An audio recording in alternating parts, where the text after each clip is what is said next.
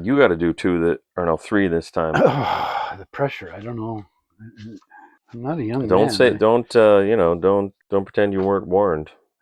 Yeah. Yeah. Speaking of warnings, How do you do? We're about to unfold the story of Frankenstein meets the Wolfman. Who could have done this terrible thing? Could it be the monster again? Frankenstein's monster? No, the monster was burned to death with Dr. Frankenstein. He wasn't killed by the monster. An animal bit her to death. I saw the wound on her throat. What animals are around here that can kill people?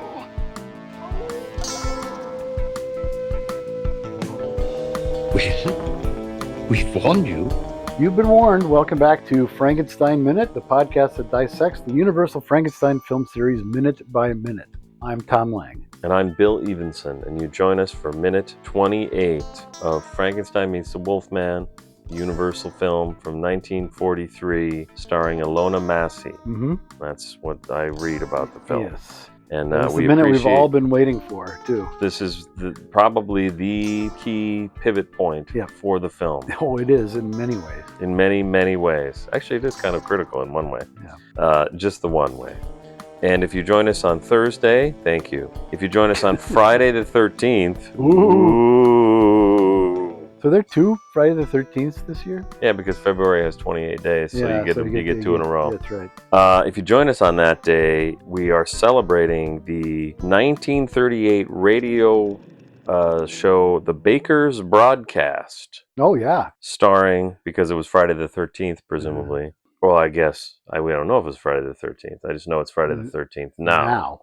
In which Boris Karloff and Bela Lugosi sang a duet called We're Horrible, Horrible Men, which I put into the last episode of Ghost of Frankenstein, but no one ever listened to them totally all the way through to the end. I pasted it in at the very end. No, I never listened to it. Yeah, I listened to a whole, but I put a whole 2-minute, 3-minute segment on the end of it. Okay. Like, is this the end of Frankenstein Minute? Oh, okay. Not really, kind of. Co-starring Ozzie and Harriet, that radio broadcast. Oh, okay. We are, of course, also celebrating the release in 1942 of what film? What film, Bill? That's right, Ghost of Frankenstein. And by some way of commemorating that, I don't know, 58 years later, in 2004, what Russian film was released? So that's right. My Stepbrother Frankenstein came out in 2004. Yep. Is that as good as Frankenstein General Hospital? Or Dracula versus Frankenstein's monster? What was that guy's name? Oh, Zachary Keene? Yeah. I can't believe I remembered it. Yeah, I can't. He's never had so much press, Zachary. As now. What was the name of that? My Stepbrother? Yep, My Stepbrother Frankenstein, 2004. Yep. That's what I have here. March 13th. A touching story of a soldier who doesn't understand how to live a peaceful life. So I'm not sure what it has to do with Frankenstein, but probably worth a watch. Could be. These are all the films I'm gonna watch before. This is yet one more film I'm gonna watch before Guillermo del Toro's Frankenstein. Is it? Because I need to get caught up. Pushing out, yeah. Yeah. If you join us on Saturday the 14th, didn't we talk about Saturday the 14th? Yeah, we did last month because it was, because it was a different Saturday. Oh, see, wow. I just explained this to you. What film was released in 1951? 51? Yep, Abbott. That's right. Abbott and Costello Meet the Invisible Man. Okay. Or Lou Abbott. No, that doesn't make any sense. Bud Abbott, Lou Costello. That's probably not called that. That one's not, I don't think. And you know what also happened on that same day in 1951? That the release of that film killed what famous film producer?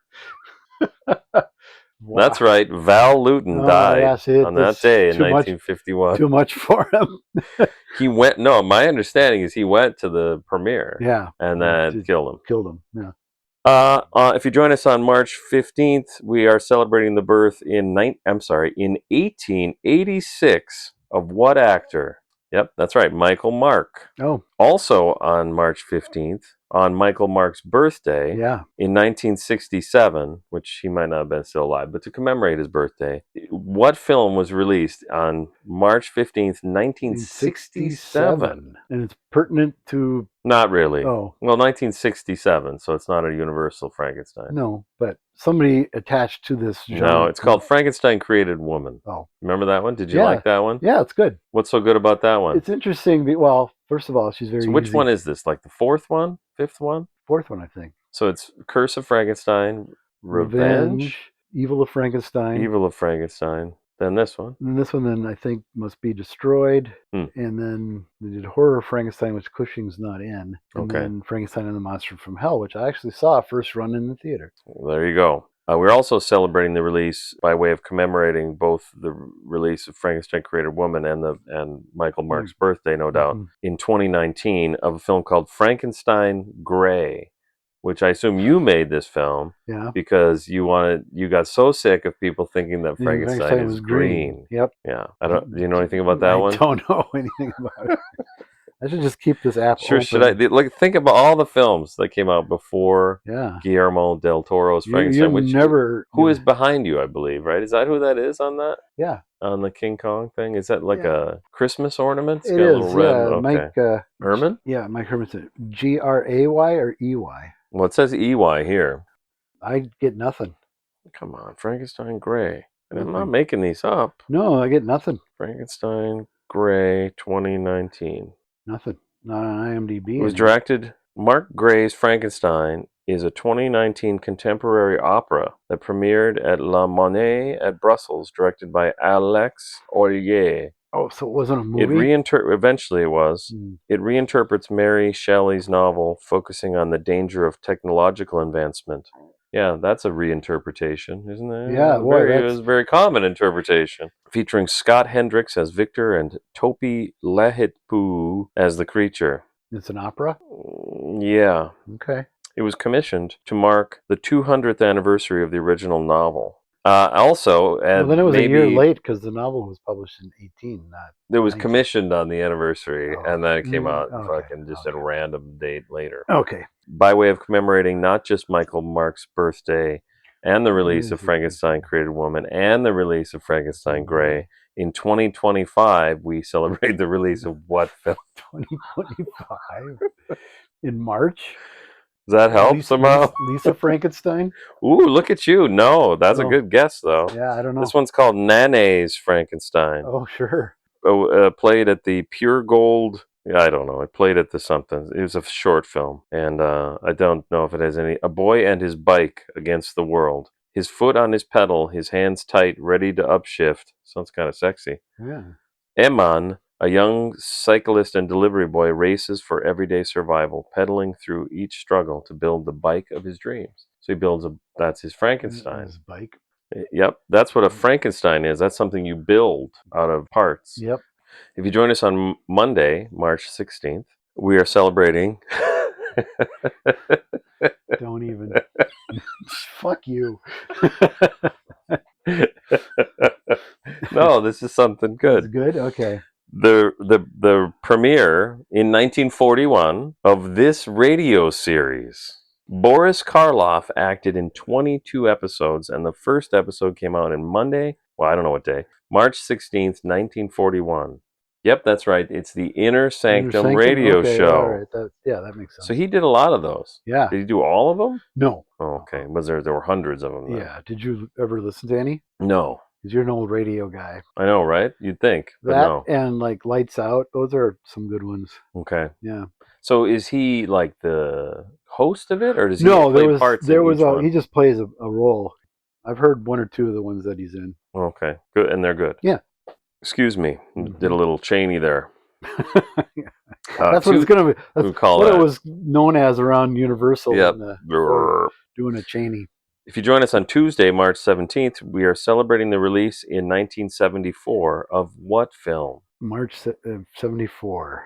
Yep. The Frankenstein film? Yes. It's not Young Frankenstein. Ooh, good guess. It was a year later.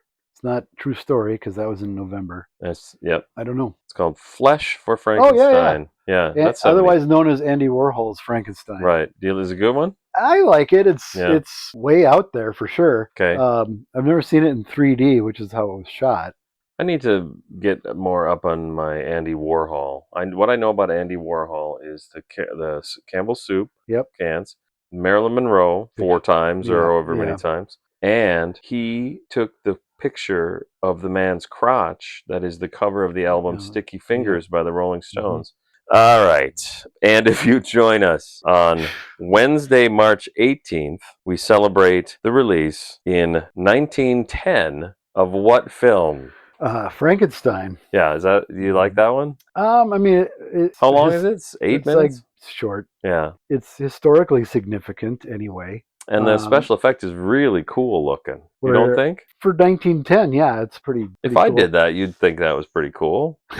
Well, right? If you did it, I guess, yeah. I mean, yeah. If you're talking about when they filmed it in reverse and burned him away, and it looks like it's making him. That's a clever idea for 1910. Yeah, and the monster looks kind of wacky, so I kind of do like that. I guess I like that. Yeah.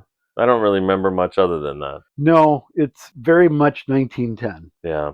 Edison, Thomas Edison was the company. I don't know what he had to do with it. I don't know what he had to do with anything other than taking other people's work and putting his name on it. Seems to be he was really good at that. It seems like.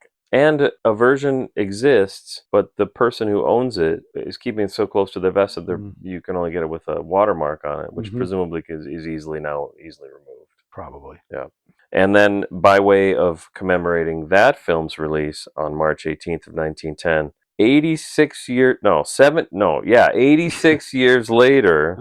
in 1996, we celebrate the release of what film? 1996. I didn't know that there were Frankenstein films that much in the 90s. So let me see if I can tell you who's in it. Okay. Burt Reynolds in 1996. What the fuck? So what year is Boogie Nights? It's like 96.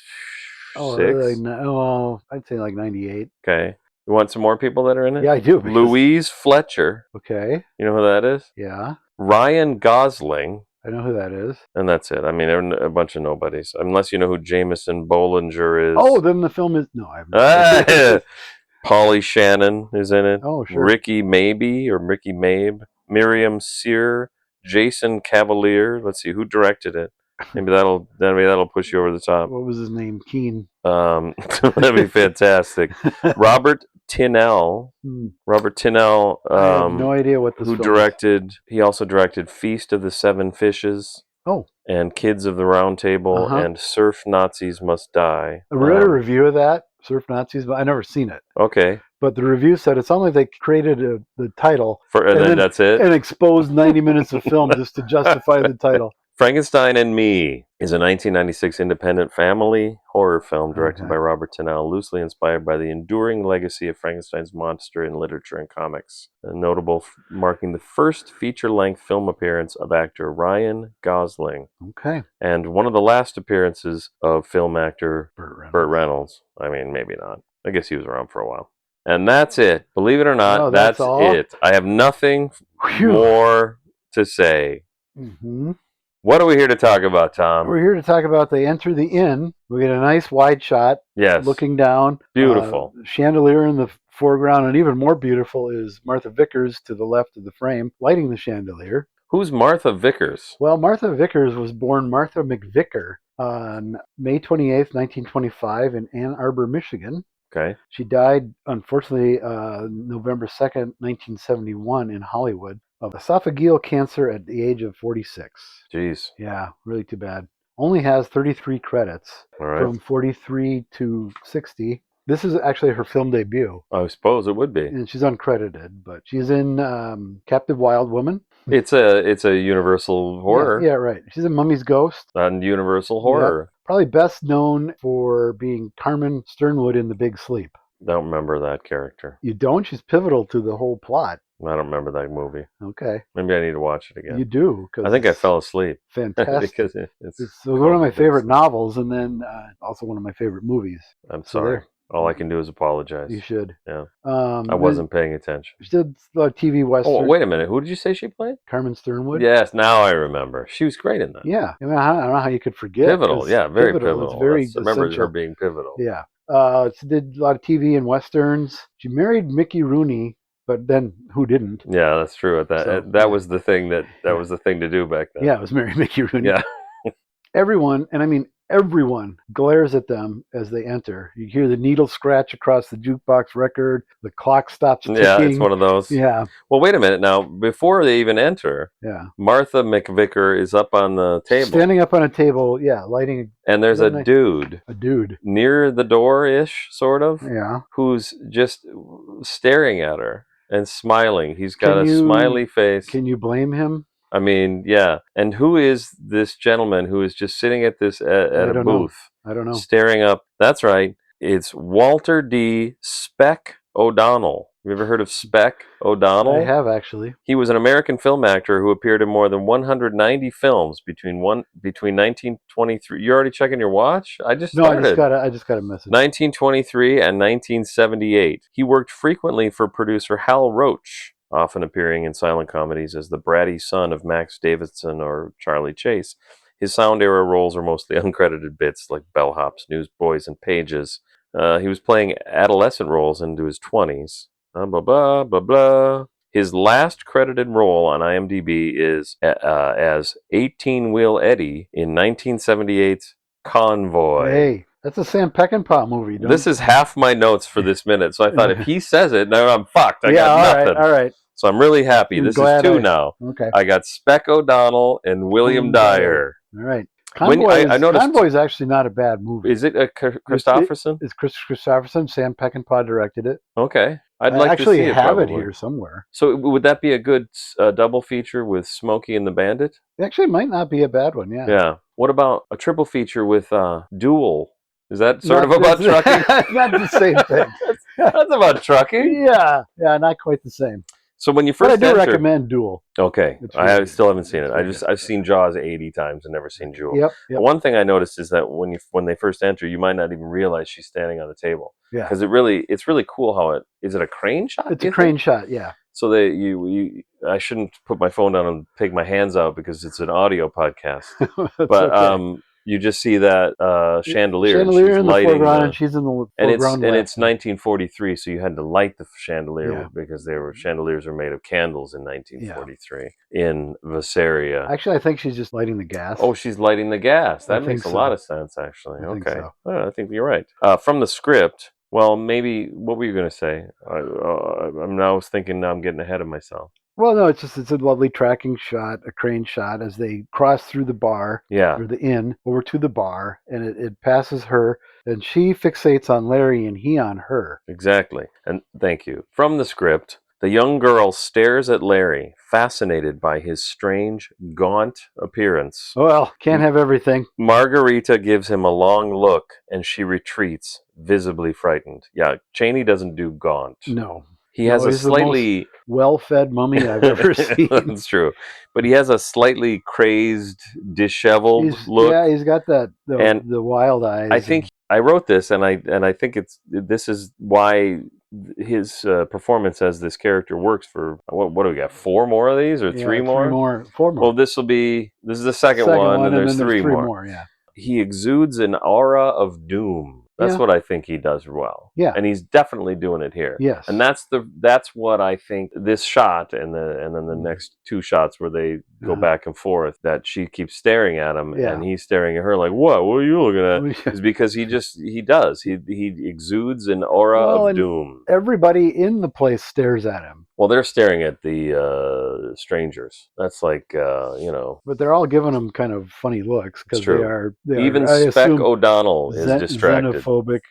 It could be that. Yeah. She's a Roma. Yep. Not a Roma. The term they She's a Roma. I get it. Maybe they because they used that term in 1943. Well, it's extensively. She remains in the foreground of this shot as the camera tracks through and pushes in a little bit, cranes around, and she turns to follow Larry. Yes, physically and he to her. Yeah. Well, he's walking across, but he never breaks. By the end, he's not looking where he's going. Yeah, he's looking at her. Bumps into a bunch of knocks over. He knocks over $1,000 a bottle of bourbon, bunch of cans of Campbell's soup, and then 2 guys are carrying a big plate of glass. Yeah.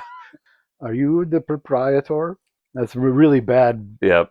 Are you the proprietor? That's I don't know. That's not even that much. Not better. even the right language. I am. I am. And here we are introduced to Rex. And this is where the musical starts. No, Yeah. wait, what?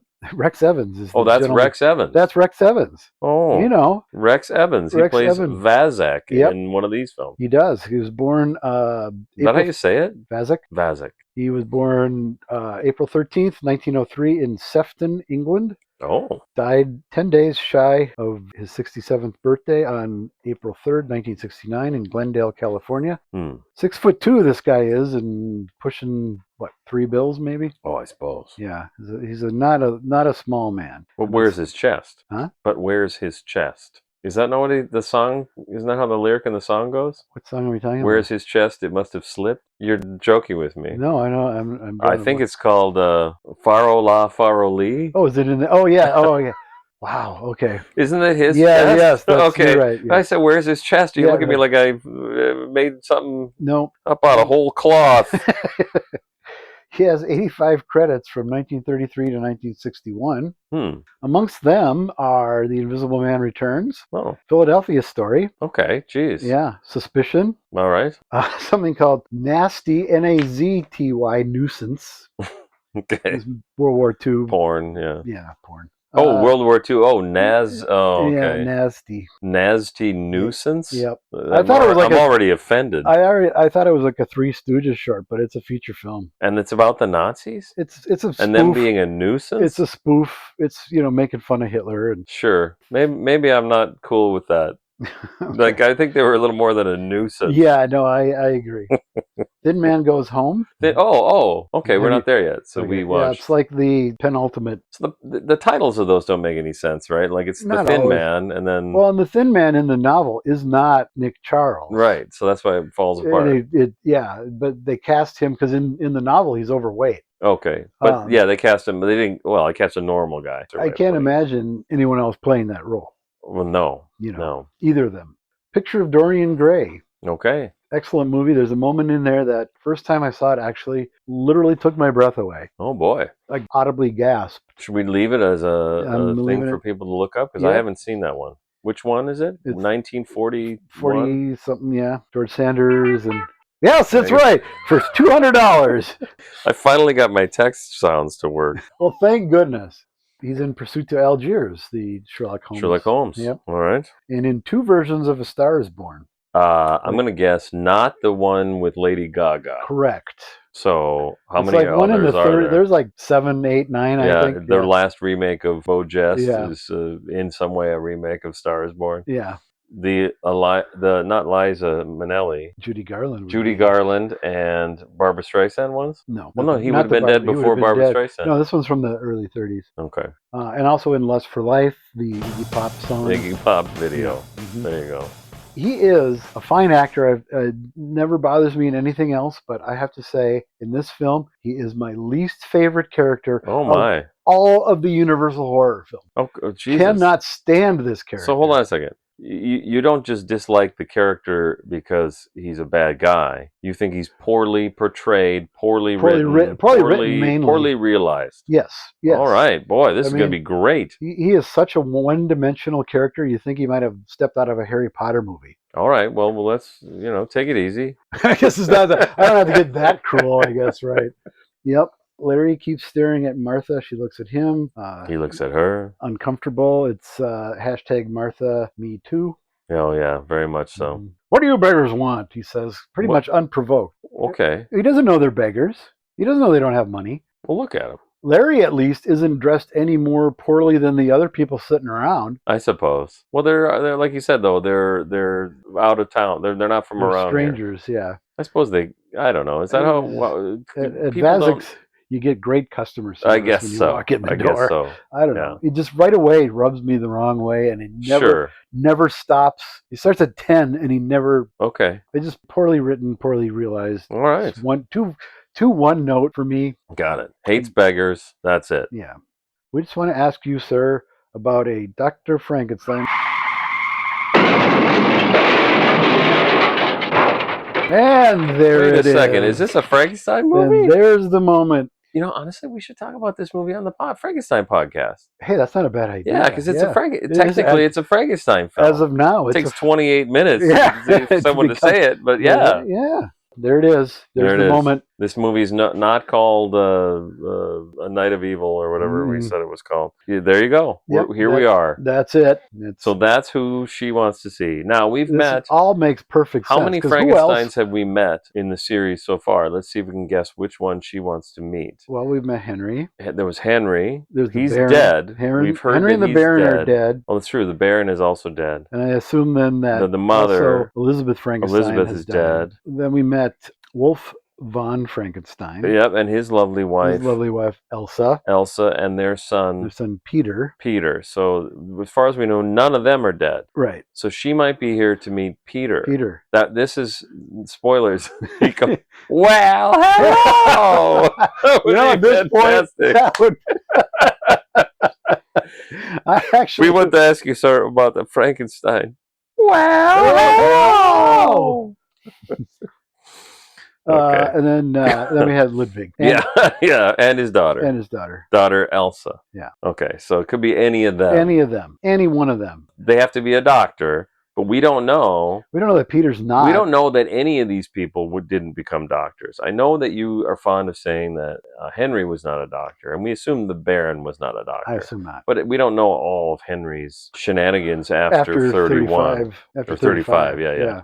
He might have gone on to get his degree. Went to Phoenix University online. And who's the only one we know for a fact was a doctor at this point? Yeah. Wolf. Well, no, Wolf and Ludwig. Wolf was a doctor? He was a professor. Doctor like you. Oh, okay, that's true. Okay, he was so a there's professor two. So we can reasonably narrow it down to three. Yeah. It's either Wolf, Ludwig, or Peter. Because Peter was probably a doctor. Peter went on to become a world-renowned pediatrician. That's right. Would greet all of his patients that way. That's right. Walk in the room as an adult. And still alive. Well, hello. Still alive. I showed you, I sent you a picture. I was at a Doctor Who convention this weekend, or a month ago, depending on when you're listening. And most people listening, if it's a month ago, you're the only one that's listening. Where I saw an autograph of a picture of Bambi, autographed by Donnie Dunnigan for, what was it, $400? Yeah. Well, as far as I know, he's still alive, yes. Donnie. Yeah, he's probably dead by now. Donnie? Yeah, by the time this airs. Oh, maybe. By the time this drops. That's our track record so far. That's true. We got Frankenstein? Don't mention that name around. Frankenstein. Frankenstein? That's what she says. I don't know. I didn't know I was going to do that until you did it. Okay. So but she does kind of say Frankenstein. Everything she says is kind of sad. Yeah. She's not quite RFK Jr., but she's kind of got that tone. No, but it's close. We want to ask you, what she says about the Dr. Frankenstein. She says actually follows a logical train of thought and makes sense. So that's how she's that's the difference. Yeah, it's the big difference. That's the biggest difference. Yeah. Don't mention that name around this town. And here we fucking go again. The same thing as last time. Yeah, but you're No, we've had this twice now. Nothing. That name has brought us nothing but. Here we go again. People of the town Frankenstein. Yeah. Was Vasarian now. Well, are they wrong? I mean, they're not wrong, but again, it just adds to this let me just note point quality out, of like every person is going to remember Frankenstein. Yeah. They're all going to have that same reaction to Frankenstein. True. I don't know. I just feel like it's a movie, and maybe we've had enough. We had enough of that. Yeah. You don't have to keep repeating it. You don't have to see that again and again and again. Slowly I turned. Yeah. It's kind of like that, right? Yeah. Was it Niagara Falls? Niagara Falls. Yeah. Larry stops fixating on Martha and turns to Vasek. All right. Please. And starts fixating on him. Yeah. And his beautiful mustache. Oh, that mustache is magnificent. It's modern now. It is now, yeah. It's kind of a modern hipster mustache. Yeah. He's got his mustache waxed. Yep. Please, won't you tell us where he lives? Pleads Larry. And Vasek leads them through the inn. Martha he takes up a good 10 seconds of this minute just walking around. Wandering through the bar. Martha gets before he gets to where his mark is. Yeah. So here's your X, and you need to be facing this way. Yeah. So I have to walk all the way around here. I got to go all the way around. It's a great set. So it's a great set, and this is photographed very well. Photographed very well. Yeah. And then he has to spin around so that he's facing the right way. Point out the window. At a miniature. Well, first of all, as this is all happening, Martha gets down from off the table finally. Finally. And he points out the window there. Wolf, their castle. Their Wolf. I noticed that too. It sounds very similar. There, wolf. There, castle. Why are you talking like that? I don't know. I thought you wanted to. It's a nice Cleo Baker miniature set again of a ruined castle. Cleo E. Charlie Baker. Yeah. They called him Charlie, apparently. Yeah, we've talked about him certainly in the first two films. Well, this is from the Classic Horror Film Board thread. There was some discussion about whether it was Cleo, John Fulton, which most people seem to think it wasn't, or Fred Noth or Bob Maddie. Do you know who Bob Maddie is? Tom Weaver and Don Glut both say, well, Weaver says Fulton's daughter credited Baker for the ghost miniature, and Glut had a personal meeting with Bob Maddie, who showed him a photo of a Universal Castle miniature he had built.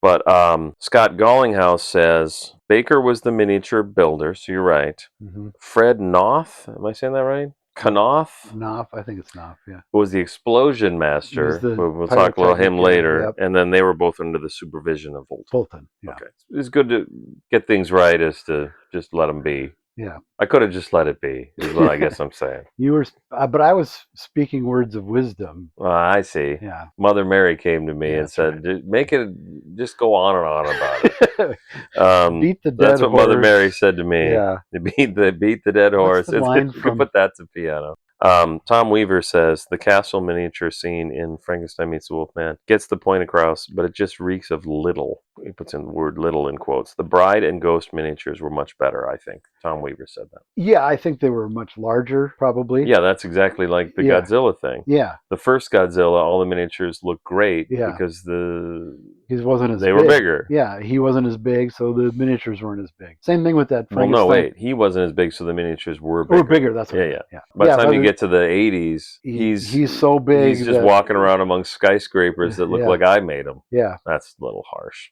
It is harsh because that's what it looked like in Japan in the 90s. Yeah. I mean, it's a nice looking miniature. Yeah, it does. The scale is, I think, probably smaller because you've also got the running water, which to me always is a problem if you don't do it in slow motion. Fire and water, Ever talk about in the Phantom Menace, Star Wars Episode 1: The Phantom Menace? There's a film that was made in the 90s, and they used salt as the waterfall in some of the effects shots, which I was like, there's effects shots in there that aren't just made on a computer? Yeah. And apparently there's a bunch. Cartoons. Well, they even had a real Yoda, and that was like the last time they had a Yoda on set for a while. For a while, yeah.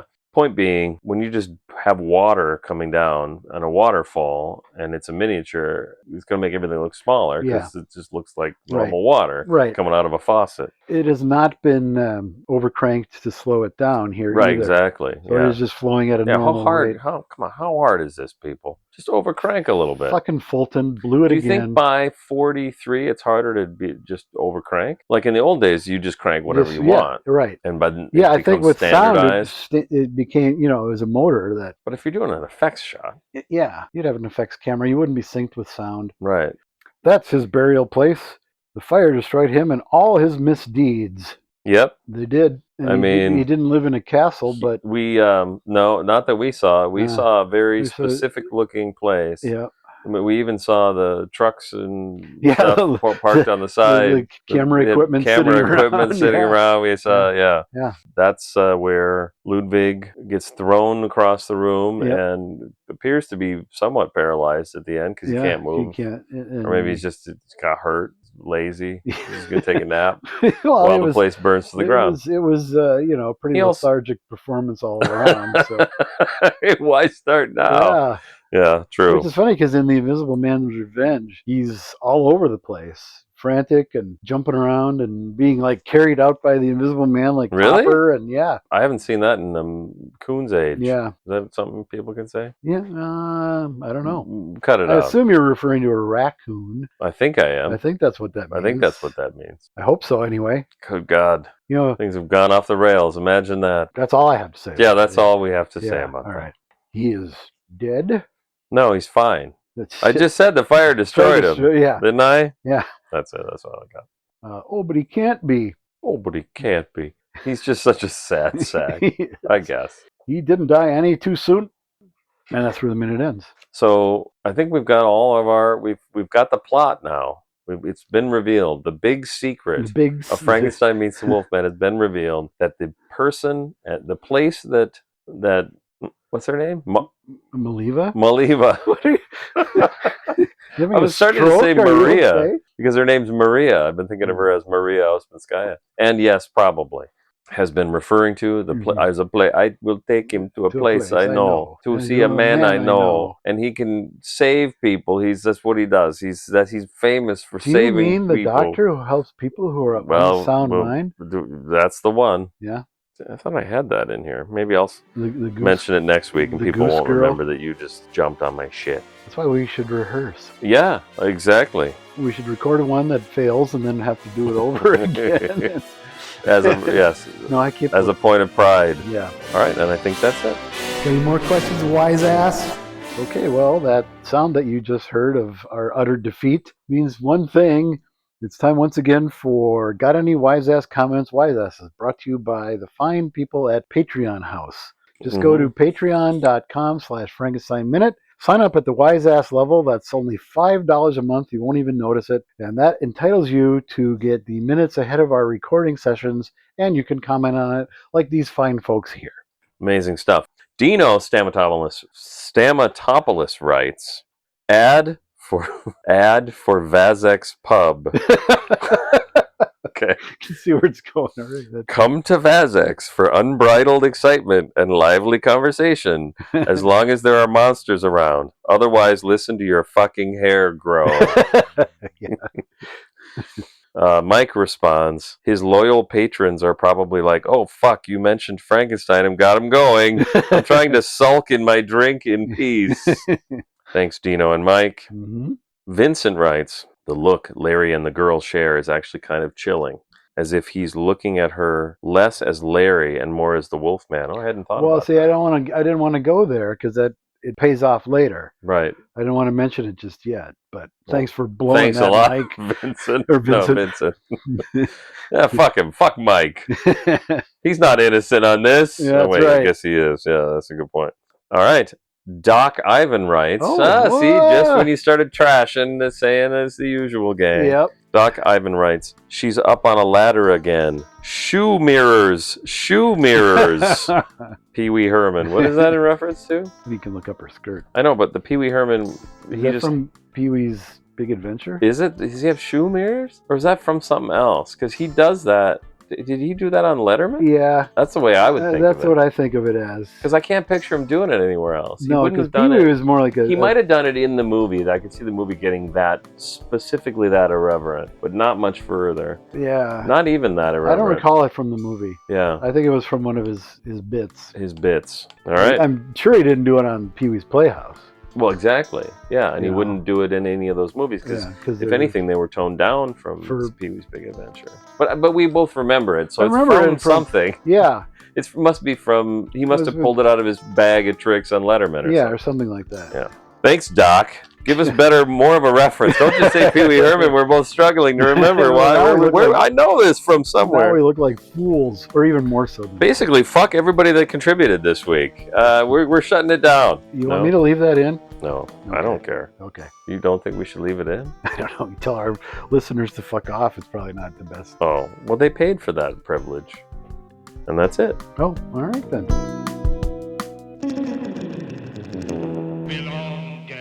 I'm going now, and heaven help you.